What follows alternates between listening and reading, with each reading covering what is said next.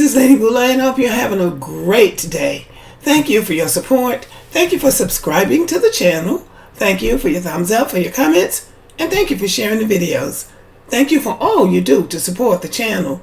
And yes, we are committed to love one another, whether we want to or not, or whether we agree with each other or not. So I do want to make something clear, because in one of my videos, several people came at me sort of, because it seemed like I was wavering between these interracial marriages. So let me make it clear. I know that black people are not supposed to be getting involved in these interracial relationships based on Scripture. And when I say that they are blessed with these gifts and talents to rebuild the black community, I mean that. In other words, they're supposed to be rebuilding Jerusalem, to use a metaphor. If you don't know what a metaphor is, look it up. I got that from Jason Black. So anyway, no, I don't. But my feeling is that if they don't see it, you can't make them see it. They have free will. Black men and black women have free will. And they have the right to exercise their free will. But when your free will goes against the covenant, there's a consequence for that. And that's for the person who goes against the covenant. Now, it does seem to get a little sticky when I talk about the options that black women have. Black women have good options if they want to exercise them. But according to Scripture, if we're following Scripture, neither one is supposed to be marrying out to these other races. There are plenty of beautiful, talented, intelligent, kind-hearted, loving black people in the black race, both male and female. But you cannot force people to do something that they don't want to do. And when people exercise their free will, they should do it without trying to scapegoat another group. I do not want black women to be seen as some great sympathetic figure that everybody needs to fix. And the main people trying to fix black women need to be fixed themselves. That's how I'm looking at it. And I do appreciate the black men who have come out and boldly supported black women. In fact, I'm going to leave a video in the comment section I want you to see, because these are there are three professional football players talking about interracial relationships. And I think they add clarity to what we've been talking about. Also, there is a white woman there who says she is a professional matchmaker. She matches people from all backgrounds and races. And she said something very profound. She said nobody comes to her looking for a hundredaire. They want a millionaire, irrespective of race. There is nobody coming to her looking for somebody broke or looking to go 50-50 with somebody. So I think that's very instructive. That's very telling. But anyway, I wanted to bring this guy back because he's just so delightful. And he's just a breath of fresh air with all of this talking about professional athletes and choosing white women and so forth and so on. And by the way, most of them don't. Most of them do not choose white women. Most professional athletes are married to black women. And I think I'll do a series on that so that we can verify that they're not all marrying out. They can still see the beauty and the value in sticking with their own kind. But for now, let's look at this guy.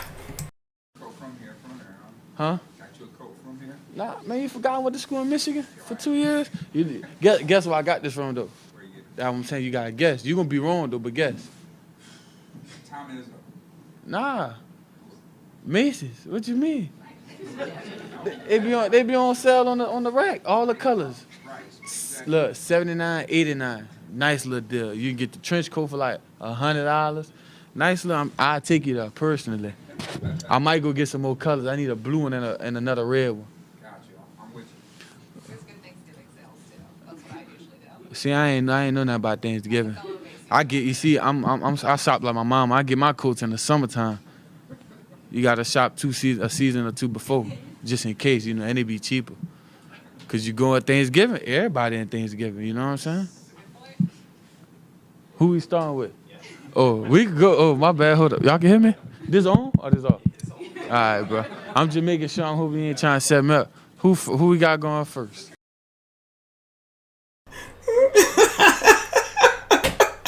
I just find him delightful. He's talking about his jacket, and somebody, I guess they thought he had gone out and paid a whole lot of money for this yellow down jacket that he's wearing. He said, no, you got to guess where I got it from. And then he said, but you won't be wrong, but you got to guess. I mean, who does that anymore? Has just a spirit of having a good time, having fun, not trying to use a whole lot of big words, cracking jokes and laughing foolishly, just sitting there having a good time and talking about shopping like his mom a season ahead of time so you can get something on sale. So see, he's already thinking about money. And just to add something to it, he's right. Not only Jamaican mothers, Black American mothers shop for coats in the summertime too. Because I would have students coming to school at the beginning of school in August in Alabama and or Georgia in jackets just like this, sitting up in the classroom with coats on in the summertime in the deep South where it's burning up.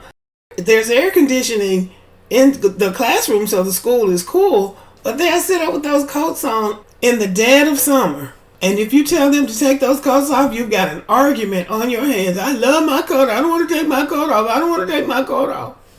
And they won't take the coats off. So they wear the coats when they get them, when they're new. And then come December, when it's cold, they don't know where the coat is. So now you got to go to Lost and Found. Somebody stole my coat. But anyway, I think this is just so delightful. And I am glad to see a young man, he's Jamaican, but he's still a young black man in the NFL, not doing something embarrassing or trying to make something about black women. He's making it about himself. And judging from this clip, we don't even know what position he plays. We just know he's been drafted. And I have to say this because we don't say it enough, but this is an example of a young man that's been raised right, in my opinion. I just thought I would bring him back because they're still talking about black women and why rich black men marry white. They're doing it because they want to. Why rich black men marry white women, and they're trying to make it seem like white women don't want the money. But the white woman who is a professional at the job say they all want money. Nobody is really looking to go 50-50 with anybody. And I will throw this in as a possibility. A lot of these guys on these professional teams are dealing with women that may have come from the projects, people they know. And many of these women grew up in projects where their mama's boyfriend or one of the baby daddy was coming there asking for food stamps so he could sell to get drugs or gamble with or go on a date with somebody else.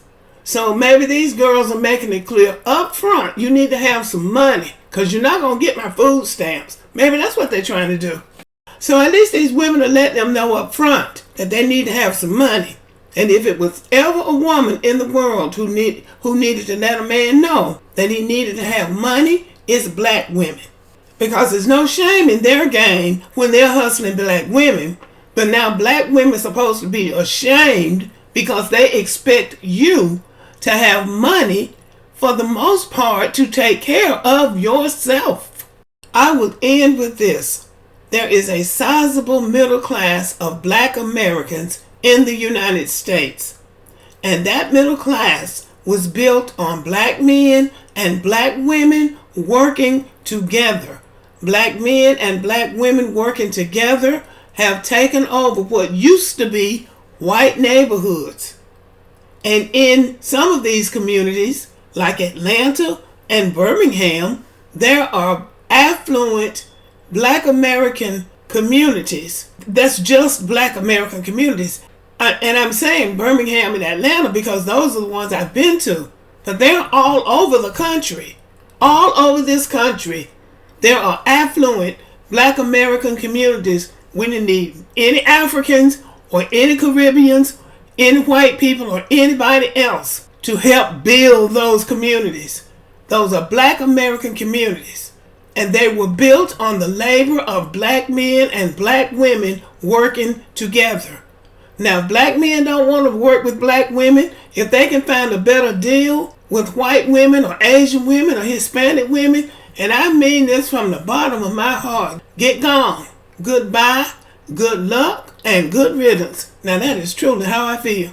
This is my truth. And if you can't stand it, you just can't stand it.